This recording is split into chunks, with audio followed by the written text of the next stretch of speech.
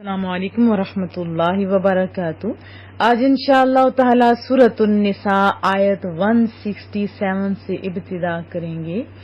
اعوذ باللہ من الشیطان الرجیم، بسم اللہ الرحمن الرحیم۔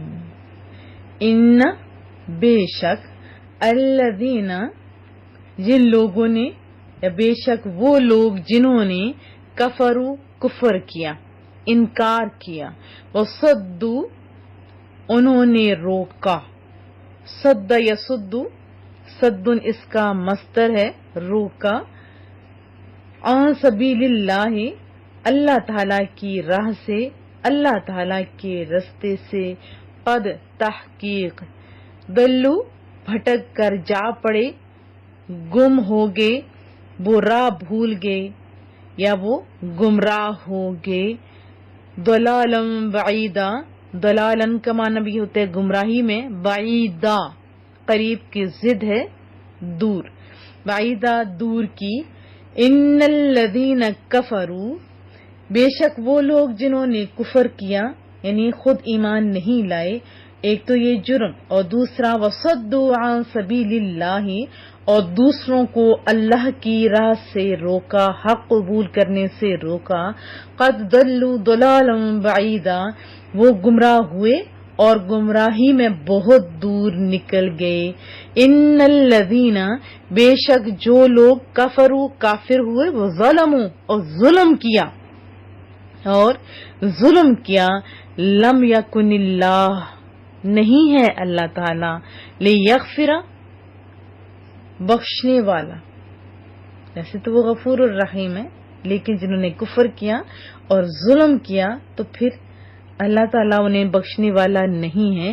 لہم ان کو، ہم کی ضمیر راجع ہو رہی ہے جنہوں نے کفر کیا اور ظلم کیا، اور لا نہ لیہدیہم ان کو دکھائے گا کیا، طریقہ رستہ۔ طریق آپ جانتے ہیں کہ عام طور پر انسان کے ہر اس مسلک کو جو کسی فعل کے بارے میں اختیار کرتا ہے طریق کہتے ہیں، خواہ وہ اچھا ہو یعنی محمود ہو اور خواہ وہ اچھا نہ ہو یعنی مذموم ہو۔ ان الذین کفروا بے شک جنہوں نے کفر کیا، وظلموا اور ظلم کیا، لم یکن اللہ لیغفر لہم نہیں ہے اللہ تعالی کہ انہیں بخش دے، ولا لیہدیہم طریقا اور نہ یہ کہ انہیں سیدھی راہ دکھائے، لیکن ایک اور راہ ہے، کون سی؟ ادھر جائیں گے۔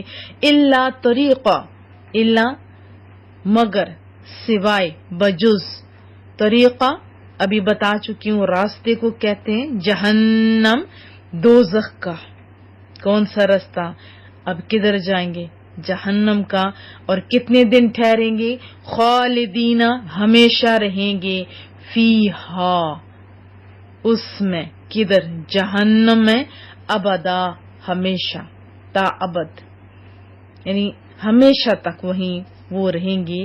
الا طریق جہنم خالدین فیہا ابدا سوائے جہنم کی راہ کے، اس میں وہ ہمیشہ رہیں گے ابد تک۔ وکانا اور ہے، ذالک یہ، علی اللہ اللہ تعالی کے لیے، اللہ پر، یسیرا آسان۔ ہم نے پڑھا تھا نا ان مع العسر یسرا، اس میں بڑی وضاحت پڑی تھی، تو یہ رستہ یعنی یہ بات اور یہ کام اللہ کو آسان ہے۔ وکان ذالک علی اللہ یسیرا اور یہ بات اللہ تعالی کے لیے بالکل آسان ہے۔ یا ایہا الناس اے لوگو، قد جاءکم الرسول آ گئے تمہارے پاس پیغمبر رسول اللہ صلی اللہ علیہ وسلم، بالحق حق کے ساتھ حق کے بھی ہوتا ہے ساتھ، من ربکم تمہارے رب کریم کی طرف سے، تمہارے پروردگار کی طرف سے، فآمنوا پس ایمان لاؤ، خیر لکم تمہارے لیے بہتر ہوگا، ایمان لانا تمہارے لیے بہتر ہوگا. یا ایھا الناس قد جاءکم الرسول بالحق من ربکم فآمنوا خیر لکم. اے لوگو، تحقیق تمہارے پاس رسول آ گئے ہیں حق کے ساتھ تمہارے رب کریم کی طرف سے، پس تمہارے لیے بہتر ہے کہ تم ایمان لو.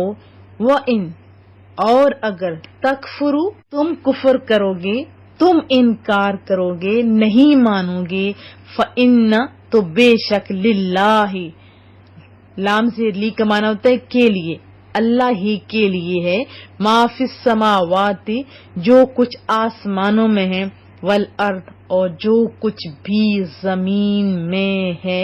وَإِن تَكْفُرُوا فَإِنَّ لِلَّهِ مَا فِي السَّمَاوَاتِ اور اگر تم انکار کرو تو بے شک اللہ ہی کا ہے جو کچھ آسمانوں میں ہے، والارض اور زمین میں ہے. وَكَانَ اللَّهُ اور ہے اللہ تعالی علیمًا جاننے والا، حکیمہ حکمت والا، دانائی والا. وَكَانَ اللَّهُ عَلِيمًا حَكِيمًا اور ہے رب کریم اور ہے اللہ تعالی سب کچھ جاننے والا، حکمت والا. وضاحت جان لیتے ہیں.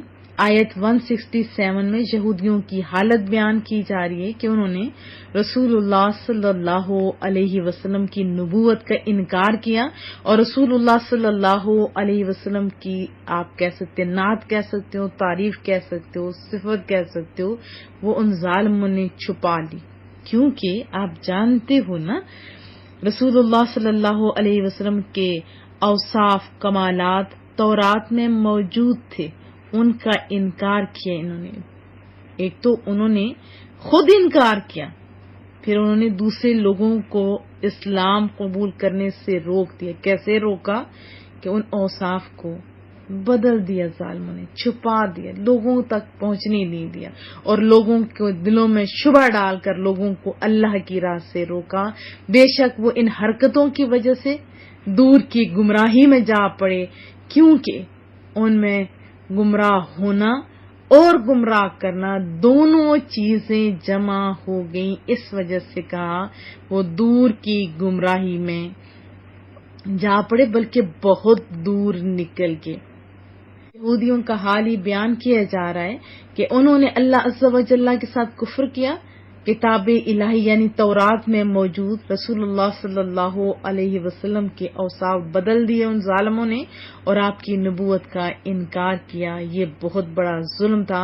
تو ایسے لوگ جب تک اپنی کفر پر قائم رہے اور کفر پر مرے تو ان کی بخشش کی کوئی گنجائش نہیں، اور نہ انہیں کسی صحیح راہ کی ہدایت ملے گی. کوئی رستہ انہیں ہدایت والا میسر نہیں ہوگا، کیونکہ وہ چاہتے بھی تو نہیں تھے نا، بد نصیب. ہاں ایک رستہ کھلا ہوگا، کون سا؟ جہنم کا راستہ، اور وہ بالکل واضح ہوگا. جو نیک لوگ ہوں گے، جنتی لوگ ہوں گے. رسول اللہ صلی اللہ علیہ وآلہ وسلم نے فرمایا کہ وہ اپنے گھروں کو یعنی جنت میں اپنی رہائشوں کو ایسے پہچانیں گے جیسے دنیا کے لوگ ہوتے نا، جنہوں نے اپنا گھر بنایا ہوتا اور وہ پہچانتے. میری بات سمجھ گئے نا؟ تو اسی طرح یہ بد نصیب طبقہ بھی اپنے اس رستے اور گھر کو پہچان لے گا، ظاہر جرم جو کیے ہوں گے. پھر لاسٹ میں دیکھیں جو آیت مبارکہ میں نے پڑھی 170، اس میں تمام انسانوں کو، تمام بنی نو انسان کو عظیم خوشخبری سنائی جا رہی ہے کہ دیکھو اے لوگو، رسول اللہ صلی اللہ علیہ وسلم حق کے ساتھ تشریف لا چکے. وہ خود بھی حق ہیں، ان کا ہر قول، ہر فعل، ہر عمل، ہر ادا حق ہے. ان کی شریعت حق ہے، ان کی طبیعت حق ہے، ان کی تعلیم حق ہے. وہاں باطل کا کوئی گزر نہیں. لہذا تم ایمان لے آؤ، اس میں تمہارے لیے خیر ہے، تمہاری اپنی ذات کے لیے خیر ہی خیر ہے. اگر تم رسول اللہ صلی اللہ علیہ وآلہ وسلم کی رسالت کا انکار کرو گے تو اس میں ان کا کچھ ضرر نہیں، ان کا آپ کچھ نہیں بگاڑ پاؤ گے. اور پھر فوراً ہی کہا. کتنا خوبصورت انداز ہے قرآن کریم کا. میٹھے انداز میں کہا کہ اللہ عز و جل تمہاری ایمان سے بے نیاز ہے. مانو گے تو تمہارا فائدہ ہے نا، مانو گے تو تمہارا اپنا فائدہ ہے نا. تم احسان تو نہیں کرو گے نا. ہاں نہیں مانو گے تو کوئی اور گھاٹا نہیں، تمہارا اپنا ہی گھاٹا ہے. اللہ سمجھ بھی عطا فرمائے اور تمام بنی نوع انسان کو اسلام کو سمجھنے، عمل کرنے کی توفیق عطا فرمائے. السلام علیکم ورحمۃ اللہ.